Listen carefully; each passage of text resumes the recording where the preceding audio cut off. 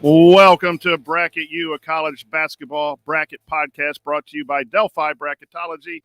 This is our 10th episode of the season, and we are in the middle of our 8th year of bracketology work and want to bring you updates each week to those of you who want to know where your favorite team stands in regards to the NCAA tournament.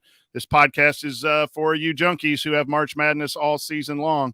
We're able to create new content thanks to sponsorship of Coca-Cola Bottling of Kokomo and the generous donations of our followers. Special thanks to Bob Thompson for creating our intro music and to Jared Morris of the Assembly Call for inspiring us to branch out and do things like these podcasts.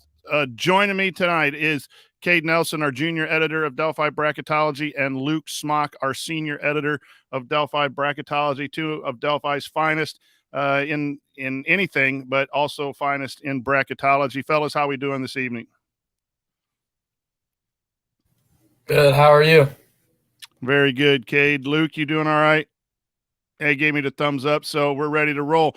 We are going to be talking about our seed lines. We had a meeting today. We're on a snow delay here in central Indiana, and we went through seed lines 1 through 11 and our bubble teams with about 10 people in a Google Meet. And so we hammered out some things, and we're going to share with you every seed line that we have. So here we go. Seed line 1, that'll come out tomorrow. Auburn, Gonzaga, Baylor, and Purdue. And Luke, we'll come to you with your Purdue fandom. There's a big game tonight at 8 o'clock that might affect Purdue's number 1 seed. Yeah, we talked about that this morning. Between Purdue and UCLA is what we were really looking at. Our other three we were pretty locked in on.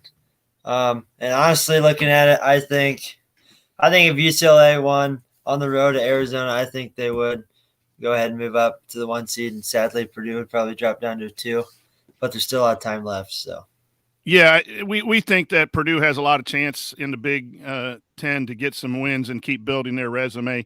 You know, there's quite a few teams when we get to our 2 seed line that really any of these 8 teams can find their way in. Auburn and Gonzaga are pretty steady right now. Baylor has lost 3 out of their last 7, but maintain a really good resume, so they stay on our line. And for right now, it's Purdue. If tomorrow's seed list is different, it's because UCLA goes on the road and beats Arizona. I think we will make that move overnight. Cade, we're going to come to you now. The 2 seeds, UCLA, Kentucky, Kansas, and Duke. And we had some conversation between Duke and Wisconsin for the last 2 seed line. Share with our viewers that discussion, please. Yeah, so we talked about how Wisconsin has such a good resume that they could easily move up to where Duke is right now. And especially other teams in the 3 seed line, we kind of bounced around ideas about whether Duke should stay up or maybe Kentucky or Kansas should drop for a team like Wisconsin. But that was ultimately the big thing about whether Duke should stay where they're at right now or whether a team below them should come up. Yeah, and that team below in the 3 seed line for us was Wisconsin. That we up to the 4 and quad 1. We do look at trends, and I know some bracketologists don't really think the net matters a whole lot, the actual net, but we do see some trends back even to the RPI days of single-digit rankings, RPI or net for seed line 1 and seed line 2. And right now we have an 11 net UCLA on the seed line 2 and 12 Duke. We think their resumes are deserving of that despite that trend, but we'll keep an eye on that going forward. So, fellas, our 3 seed line right now, Wisconsin is that 3 seed, maybe even a 2 seed. Texas Tech, Arizona is a really tough team to judge right now, and Houston. And I'll get both of you to talk about this, your thoughts. Arizona is a 3 net overall, but they're only 1 and 2 in quad 1, and they don't have losses outside of that, which is good. And then you have Houston, who is the 2nd rated net team. They're 18 and 2 overall. They're 0 and 2 in quad 1. We have them on the 3 seed line because of their high net ranking, but we don't think their resume is deserving of that, and that caused us a lot of discussion today. Cade, we'll start with you. Your thoughts on Arizona and Houston? Yeah, for me, these are the most difficult teams to kind of seed and move around. But I think the biggest thing, and I just kind of realized this looking at it now, is we talked a couple weeks ago. I know Luke did about rewarding teams that play a tougher schedule. And looking at this now, especially with Houston and Arizona's resumes, obviously they don't have very really any wins that we would consider as good wins in quad one. And a team like Providence that's below them right now, that has a tougher schedule than both of them, I think we might take that into consideration, trying to put aside the net. We've talked about that too, how we can't let the net become overbearing. But especially looking at strength of schedule, we have to realize that teams might have a higher net because they play a tougher schedule like a Providence, where they might be able to move up to where Houston is right now. Luke, your thoughts about these two teams? Really high net, outstanding record, 17-2 and 18-2, but really not a whole lot of quad one wins. Your thoughts about them on the 3 seed line and either moving up or moving down? Yeah, well, those teams are definitely the hardest to judge. And honestly, you wish you could just schedule some games where they would play some people who are a little bit better. But all it means for them is they can't lose those games that they're supposed to win. And as long as they win all those games that they're supposed to, it's hard to penalize them for not playing tough opponents. So I think, and especially with the net's that high, it's so hard to move them down any further. It's the same way with Gonzaga is every year, in my opinion. Right. And we looked at Houston's trend, similar single-digit seed lines in the past, and they've been a 3 seed and a 4 seed with low quad one win numbers before. So we believe that the committee will look fondly on their record, and they're playing without 2 outstanding members of their starting lineup. And so I think that is taken into consideration as well, whether that moves them down into that 4 seed line going forward, because they really haven't beaten anyone anyway, let alone beaten anyone with their new lineup in anyway. So that we go to the 4 seeds, and boy, there's some interesting teams here on the 4 seed lines. You have 3 Big East teams. One, Villanova, with a low net of 7, but has 6 losses and are 4-6 in quad one. And then you have Providence at 29 in the net ranking and Marquette 25, and both of them have great wins. Marquette has those 7 losses versus Providence 2. And so, we have them here on our 4 seed line, with Illinois being the last 4 seed. And we moved them up. We moved Illinois up based on their win over Wisconsin and the fact that they have played without Kofi Coburn and Curbelo, their point guard, for a while too. So Providence and Marquette, let's focus on them. Do they have the resume to move up? Should we have them higher, Luke? Yeah, I think the problem is with nets that high going into a top 3 seed and you're in the high to mid 20s. That's just difficult for us to do. You wish you could, because they're beating really good teams and they're playing really good teams. But just the way the trends go and the way the previous years go, it's hard to do that. Cade, your thoughts on teams like Providence and Marquette that have really outstanding wins, but their net ranking is a little bit high?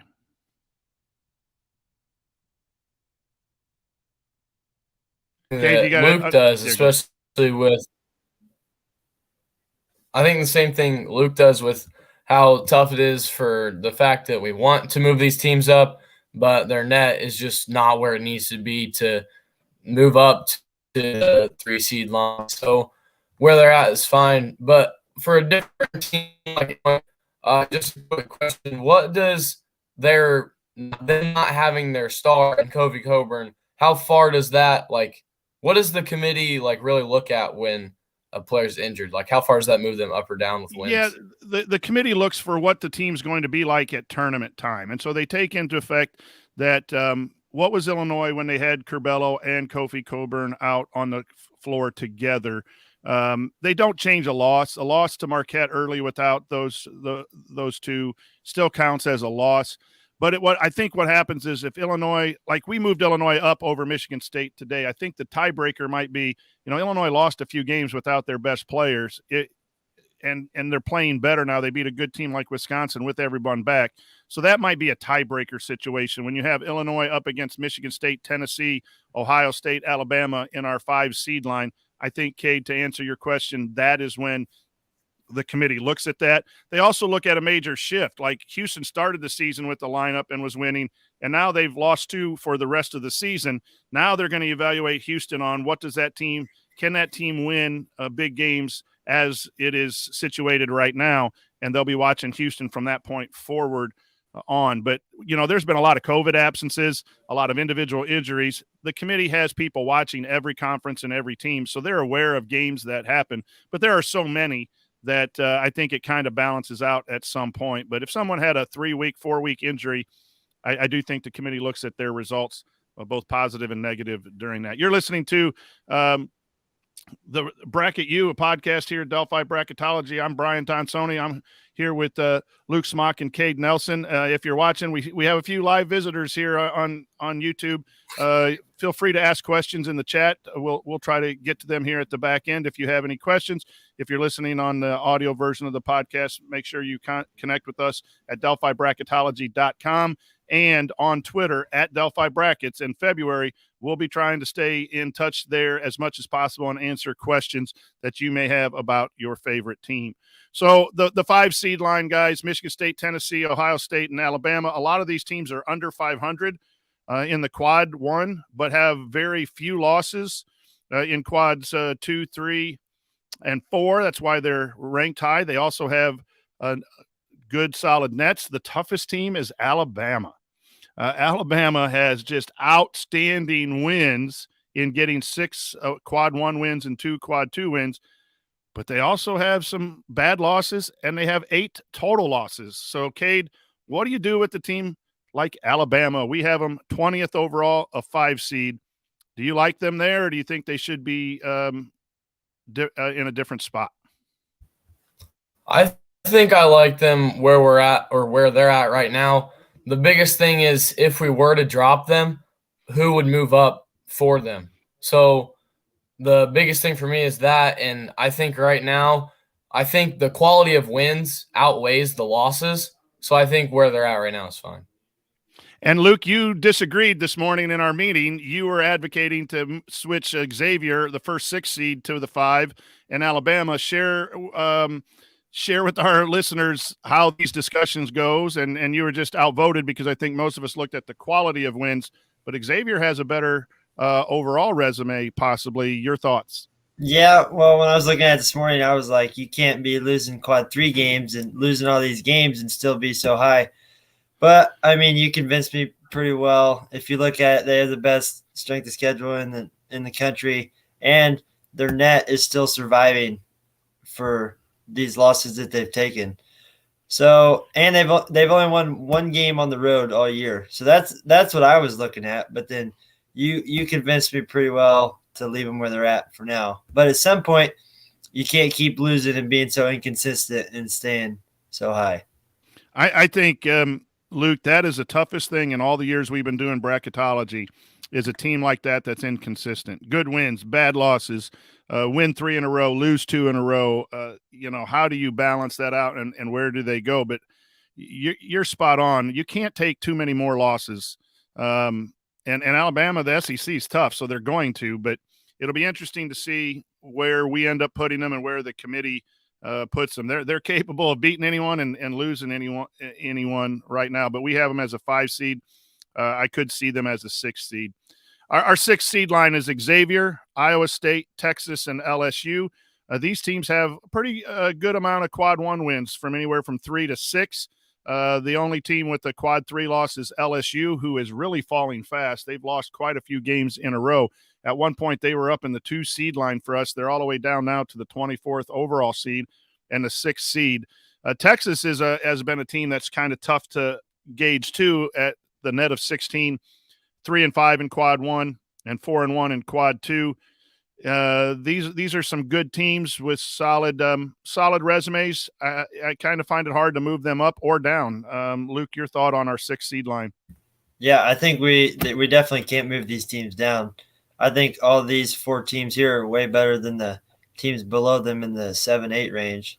And moving up, I think this is one you really need to watch for maybe Xavier or Texas possibly to pass Alabama here soon. One good win, one bad loss, something like that. I think then a change could be made in that direction. Yeah, I think there could be a lot of movement between the 5 and 6 seed line. I think Tennessee's could fall, even Michigan State. They've been able, they lost Northwestern, and then they've kind of just been winning some big games, but close games. So I think the 6 and 5 line will be interchangeable. Cade, anything stand out here in the 6 seed line for you? Not really. I think the biggest thing that really stands out is the fact that we need to watch these teams to see what could possibly happen with teams above them or below them, and the fact that these teams could really move up whenever they want to off of one good game, like Luke said. So I think this is where we just kind of have to wait it out and see what happens. So it becomes more clear that we can really figure out what we're going to do with these teams. So I think our fellow teacher, Ben Gleason, got into YouTube and put the Duke #1 no matter what. If it's not you, Ben, Ben Gleason, a fellow teacher in our school, is a real big Duke fan, and he commented. So we appreciate the live comments. Duke will always be #1 in your mind, yes, but they're a 3 seed for us. But appreciate the participation. So anyway, the 7 seed line are good teams, but they have low number of quad ones. Every one of our 7 seed has 2 quad 1 wins, and they have multiple 2, 3, 4 quad 2 wins, and the nets are between 17 and 30. Our 7 seeds are Connecticut, USC, Indiana, and Iowa. And Cade, I think these teams are right where they need to be. I think they've benefited from other teams losing and not putting pressure on moving up to the 7 seed line, because there's only maybe one team in the 8 seed line that could put pressure on these teams. But I also think, it was brought up, I'm not sure these teams can move up into the 6 seed line unless they get multiple victories in a row. Cade, your thoughts on any of these teams on the 6 seed line? UConn, USC, Indiana, Iowa. On the 7 seed line, I mean. I think the same thing that, like you were saying, I agree with you completely that these teams are just kind of feeding off of other teams' losses and letting that kind of decide where they're going to be. I know that Indiana was able to get a big win over Purdue and Ohio State, so they obviously did some stuff to push themselves back up to where they're at right now. But it's like any of these teams, Iowa and USC, these teams just kind of have been decent. So there's nothing too special about any of them, but they're just quality teams that I like where they're at right now. The way they've played, you think they would probably be an 8 or 9 seed, to be honest, but it's hard to find anyone below when you start getting down to some of these teams that I don't think they have the quality of wins that, UConn and Indiana's 2 wins there are really outstanding wins when you compare them to USC and so forth. So, Luke, your thoughts here about our 7 seed line? Yeah, you're a big IU fan, and looking at them, it looks like they just like to play the worst teams they can find to pat their resume a little bit. So I don't think it's kind of the whole 7 seed line looks like. So I don't think any of them can necessarily move up at all. But like you're saying, there's Right. no one below them that can really pass them at the moment. So I think I like the way we're sitting right now. USC is that was tweeted out on social media. I forget who to give credit to. So if that person's listening, please know that it's not original research here. But USC, 15 of their 18 wins are against net teams 100 and above. So I just saw that before, and that's after our meeting. But USC's 26 net. They're 18-3 and 6-2 in the quads. But we might have to go back and relook at their strength of schedule is 317 non-conference. Indiana's non-conference strength of schedule is 337. Those have typically pushed teams a little bit lower. So if Indiana and USC start dropping, it's because of their schedule. But again, Indiana has more opportunities. Iowa on the 7 seed has more opportunities in a good Big Ten to get some quad 1 wins and move up. Our 8 seed line is TCU, which was out of our bracket a week or so ago and has had some quality wins recently. St. Mary's, Loyola, and BYU. And usually on the 8 and 9 seed line, this is where you find some of the best small major conference winners or at-large teams slot in traditionally from the committees. And each committee is different. But we also try to identify trends. The only team right now that I think has the quality wins to maybe move up to a 7 seed is TCU, but I have difficulty with the 40 net and them being out previously moving up. And I think our 8 and 9 seeds are interchangeable. So I'm going to give you our 9 seeds as well. Boise State, Colorado State, North Carolina, and Arkansas. So I think you can probably interchange 8 and 9 seeds right now. These are all good teams that have 15 or more wins overall. They range from 0 quad 1 wins for North Carolina to a high of 4 quad 1 wins for TCU and Boise State. Cade, any thoughts about our 8 or our 9 seed line? I think the biggest thing or the most important thing to watch on the 9 seed line is North Carolina, in the fact that they have no quad 1 wins, but what happens when they are able to get a quad 1 win? What do you do with them? Being that their net is 35 and that their strength of schedule is a 62. So they're going to start, especially being in the ACC, they're going to start playing these quad 1 games that they need to win. Obviously, they have been playing those games at 0-6, but I forget who we were talking about that they play earlier today, but Peyton mentioned that if they do get that Duke. 1 win, yes, that's right, Duke. If they are able to pick up that win against Duke, then what does that do for them to move them up? And if not, just keep them there, but to build on their resume. So I think for me, North Carolina is the best team to watch. And the other thing is they have no losses outside of quad 1. They're 0-6 in quad 1, and they're 4-0 in quad 2, 7-0 in quad 3, 5-0. The 0-6 kind of sticks out to you. If they were to get a quad 1 win or a couple of them down the road, I think you're going to see them in the 8 seed line, outside chance. Their strength of schedule and 4 wins on the road. Again, Kate, I think that's a good point there to keep watching North Carolina. Luke, our 8 and 9 seed lines, any thoughts about teams to watch or concerns about the teams we have on the 8 or 9 seed line? Yeah, I agree with Cade wholeheartedly. I like North Carolina a lot, especially if they can pick up that win at Duke. According to Ben, that won't happen. But looking at these teams in this area, a lot of them have a pretty bad loss in quad 3 or 4.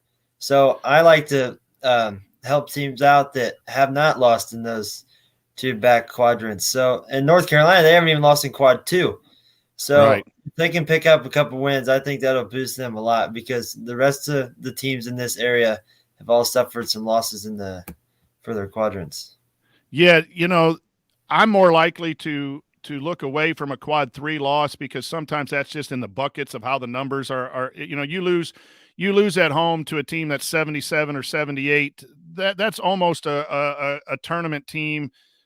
That's a quad 3 loss, but a quad 4 loss does really stick out to you. I agree with that.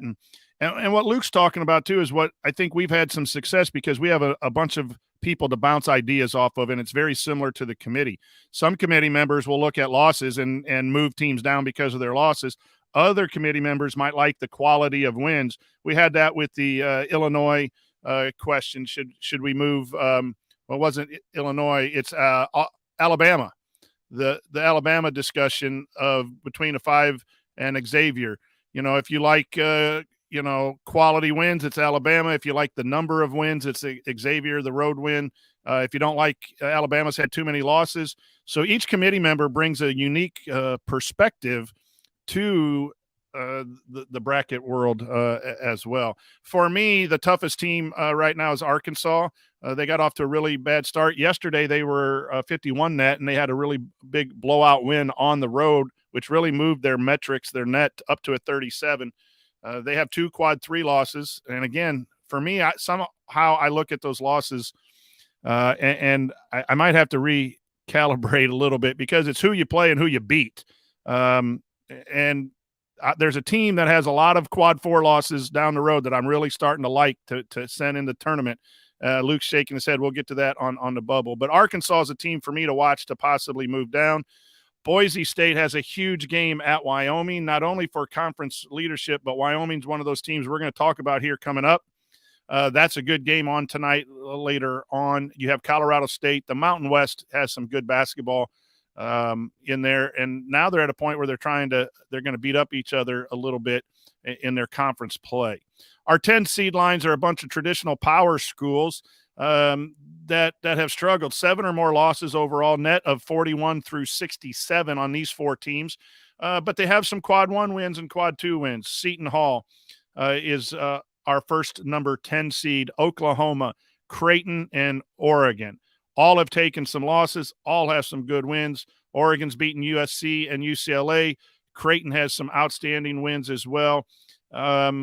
Luke, when you see some traditional seeds on the 10 seed line, is there anyone here that you think should be moving up or moving down? No, but just looking at this seed line as a whole, I mean, look at the strength of schedule of all 4 of these teams. Like, they're playing really good competition, and they're winning some big games. They've lost some, but they're also winning some big games. So I feel like you got to keep them where they're at with the teams that they're playing, the strength of schedule that they have. I mean, maybe jumping for Arkansas or North Carolina might be an option, but then you have to choose which one of the 4 that you really like. And looking at it, I don't necessarily know which team I'd like to move up a seed line. Yeah, Creighton has the highest net at 67, and Oregon's at 58, and those kind of nets have generally been in the 10, 11, and 12 seed line traditionally. But I agree with you. I really would urge the committee, if they ever listen to Delphi Bracketology, to reward people who play people.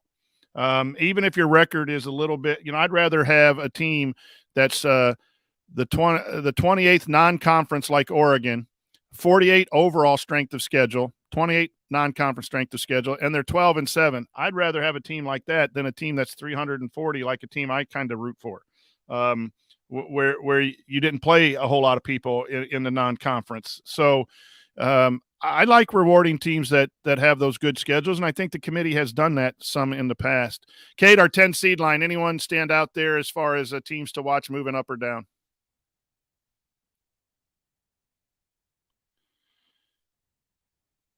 Did we lose Cade? We might have lost. Oh, no, there's Cade. Cade, your thoughts on the 10 seed line? All right. Sorry, it was lagging a little bit. That's all right. Are we still talking about Creighton and Oklahoma? And yeah, Seton 10 Hall? seed line. Yep. All right. I think if you can still hear me, I'm not sure.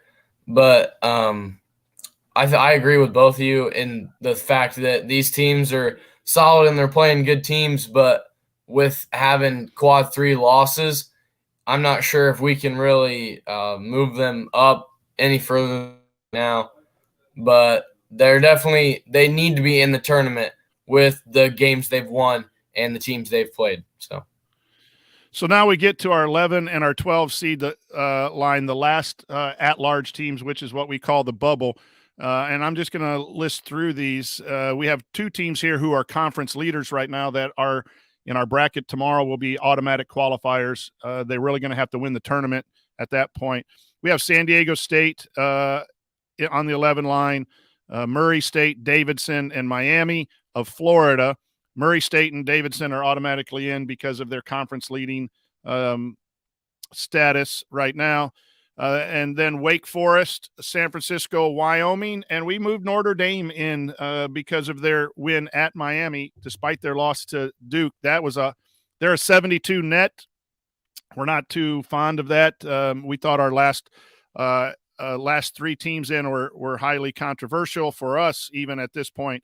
But you have 6 teams there that are on the bubble. If you watch or read a lot of bracketology, it's the last 4 buys and then the last 4 in. So our last 6 teams in are San Diego State, Miami, Florida, Wake Forest, San Francisco, Wyoming, and Notre Dame. And the reason we went with Notre Dame was strength of schedule. 29 non-conference, 46 overall, 5 wins on the road, 2-5 in quad 1, 3-1 in quad 2, and only a quad 3 loss. So they're 5-6, 1 game under 500 in the first 2 quads, and we just felt that they were the best of the teams that were out at that point. That doesn't mean that that's going to be our final decision, but in a snapshot right now. Luke, coming back to you, these 6 teams, San Diego State, Miami, Wake Forest, San Francisco, Wyoming, Notre Dame, who's the most vulnerable to fall out, in your opinion? Definitely Notre Dame, just because they have such a high net, and their record isn't the greatest compared to the teams around them. But once we get to the bubble here in a minute, it's kind of hard to choose who to put over them. And they've had a couple good wins, and they're hanging on. So I think we leave them in for now, but that's the team to watch. One bad loss, and they're definitely getting out of there. Cade, those last 6 teams, is there a team that you think is more likely to fall out than others? I agree with Luke right now, just because the Notre Dame, their net is so high. And if there was another team that might have a chance of falling out, I think it could be maybe Wyoming. And I'm only saying that because there's really, I think Notre Dame is really the team to fall out. But to just throw around another idea, Wyoming only has one Quad 1 win, and I know so does Wake Forest. And maybe even Wake Forest might be the team to fall out because Wake Forest their strength schedule's 113, and they're 1-3 in Quad 1. So I think right now the easiest idea is Notre Dame, but watching Wyoming and Wake Forest is definitely an option as well.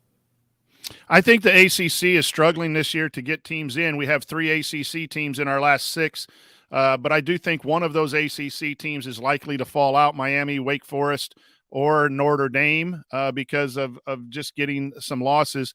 I've been a big fan of Wake Forest and Jake LaRavia on a lot of shows. Jake is an Indianapolis product, 6'8" kid, went to Indiana State for a couple years, just transferred down there and is having an outstanding year in the ACC.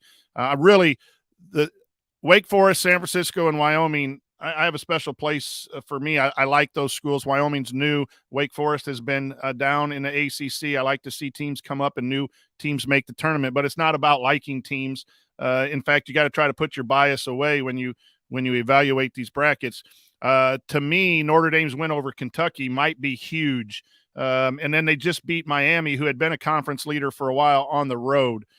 And so that net is extremely high. But in the last 3 years, there have been 2 or 3 teams, 60 or higher, that have made the – in fact, 3 in 2019, 2 60s and a 73. And then last year there was a 70 and 72 that made the tournament. So I think you look at teams that are close to 500 in these Quad 1 and 2 wins that have really outstanding schedules and win on the road. That combination has a chance of getting you in. So I actually like Notre Dame better than I like Wake Forest and Miami. We just have them a little bit higher right now. But I think you guys are right. Notre Dame was the last one in this morning in our meeting. Wyoming, they win tonight, and I think they move up a little bit. They beat Boise and end their 14 or 15 game winning streak. I think Miami's going to go in. So for me, it's Miami and Wake Forest right now that are most likely to fall. San Francisco with the loss to BYU. All of those teams have reasons. So to end our show tonight, let's go down to the last teams, our first 4 teams out. West Virginia, Florida, Dayton, and St. Louis. We're going to talk West Virginia and Florida. Both of those teams have some reasons to be in, and in a lot of brackets, if you look across the country, those teams are in. West Virginia has 2-7 in Quad 1, but they've only have 1 loss outside of that. They've played good teams and lost. Florida has a win over Ohio State, but their net's 49, and they have a Quad 4 loss. So, and they've won 1 on the road. So that's why they're out for us. Dayton and St. Louis. Kate, I'll come to you. Of those 4 teams, our first 4 teams out, which team would you be most likely to try to convince us to put in? I think the team that might be the easiest to convince to put in is West Virginia, because their net might be a 64, but they're playing the hardest schedule out of the first 4 teams out right now. So especially, since they've been playing these games, they only have 1 loss outside of Quad 1. So I think that this team would actually be – and we had them in the tournament earlier, so I think this team is definitely a team that can be moved in, especially since, we had them in before. and especially that those quad are big for them as well.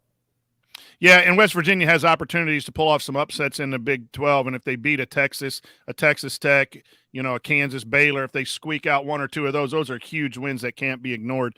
And we did flip-flop West Virginia and Notre Dame. Luke, what team for you in our first four would you advocate trying to find a place in the bracket? I would say Florida, but I'm going to say this because I was just really looking into it. West Virginia has lost 6 in a row, and their best win is Connecticut. Connecticut at home. That's their one of their quad one wins. And when we were looking at Notre Dame, we said they beat Kentucky and they also beat North Carolina, which is those wins I feel like outweigh West Virginia's by quite a bit. Because I think if you look into it deeper, like I forget the numbers for quad one, but it's a break at like 30 or 1 through 30 at home and 1 through 75 on the road is what I always have memorized. The others I have to keep looking up. Yeah, but if you look deeper into it, like I feel like if you beat a top quad one, like a top 10 win, that has some importance, I think. And Notre Dame beating Kentucky is a really big win. And West Virginia, their best win is Connecticut, which is mid quad one, and they've lost 6 in a row. So I don't think you can move them up at all. But Florida, that's why I think Florida would be the team to look at over West Virginia because they're going to have some chances too. And the SEC and their net supports their claim a little bit too. So I think that would be the team to look at over West Virginia. Yeah, and Luke brings up a really good point that you'll hear from the committee when they do their reveal, which should be coming up here shortly, one of these next couple Saturdays if they're going to do it again.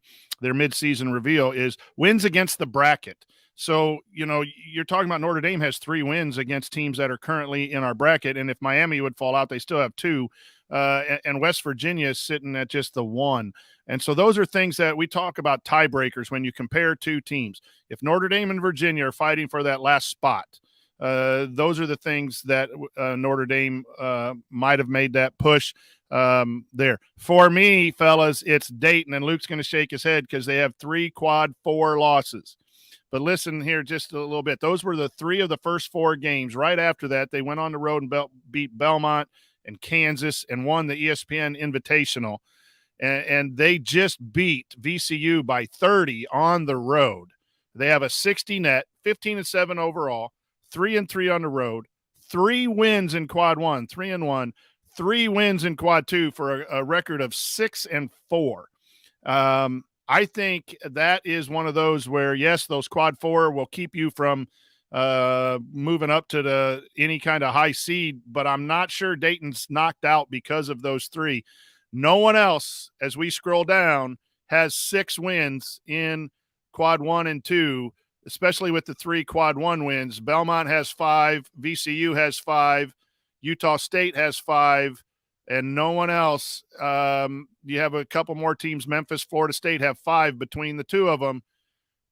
Dayton will have to keep winning in the A10 if they have a chance to go in. They're not in our bracket right now, but I'm telling people, keep an eye out for the Dayton Flyers. So it's time for our game-winning question for the panel. And what team is the toughest for you to analyze when we sit down and talk? It's just like you really have no clue which direction you want to go. Cade, we've kind of talked about some of these teams, but Cade, which team is it for you that is just the toughest to make a personal decision? I think it's 2 teams. I think it's and it's only 2 teams because their resumes are very similar. I think it's Houston and Arizona. And I know we talked about it for a solid minute at the beginning of the show. They have no losses in quads 2, 3, and 4, but they have no wins in quad 1. And I think it might be Arizona with the 1 win in quad 1, but still, that's not very good when you're looking at being in such a high seed.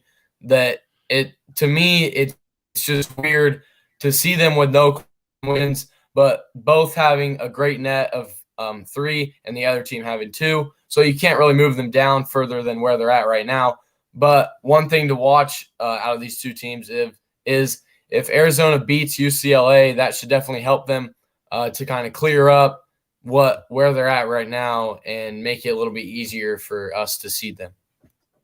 Luke, your toughest team to try to make a comment about or decide where to put? Yeah, mine's definitely Alabama.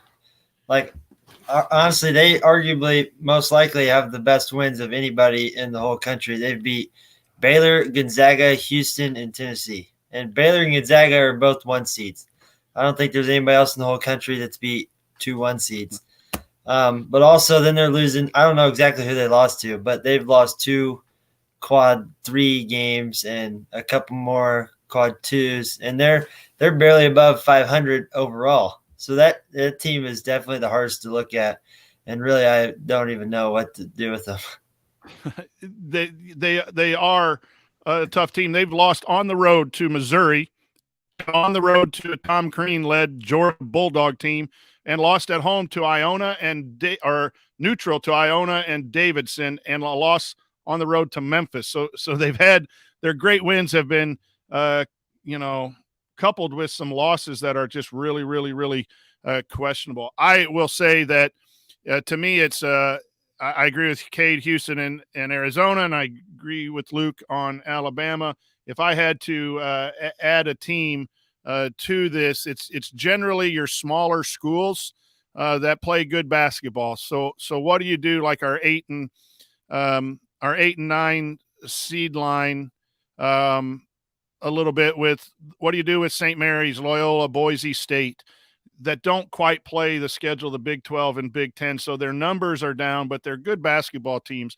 You get down to the 11 seed line. You have Murray State with a quad, with 2 quad 1 wins and a 28 net, and Davidson at 50 with 2 quad 1 wins. Those teams are really, really difficult for me to really compare, where to put them on the seed line. And that's just for everyone listening, that's just a little bit of what we do. We had a full meeting via Google Meet today and hammered out this seed list. And I think Luke and Cade did a great job of talking about some of the tough decisions that we have. And hopefully by sharing that with you, you get to see kind of what the committee kind of goes through and how we kind of judge things and come to our conclusion. So that'll do it for this episode of Bracket U. We will be back next week. Check our website, DelphiBracketology.com. We'll have seed list and bracket updates, bracketology updates every Tuesday and Friday. We also have a show on ISC Sportsnet, which comes out, a television studio show where we do some similar things to this show, but also some different things. We film that Tuesday afternoons, and that it comes out Tuesday at 6 o'clock. On social media, if you want to watch that, if you don't have a subscription to ISC Sports Network, and also Twitter at Delphi Brackets. This is the time to interact. Send us questions, and we will try to answer them as quickly as possible.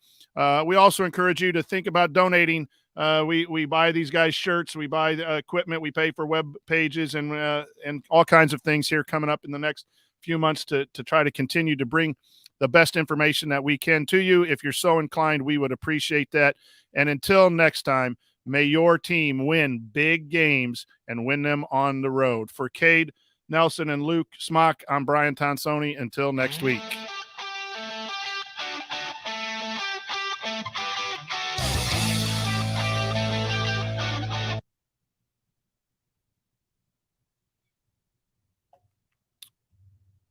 That was an abrupt ending.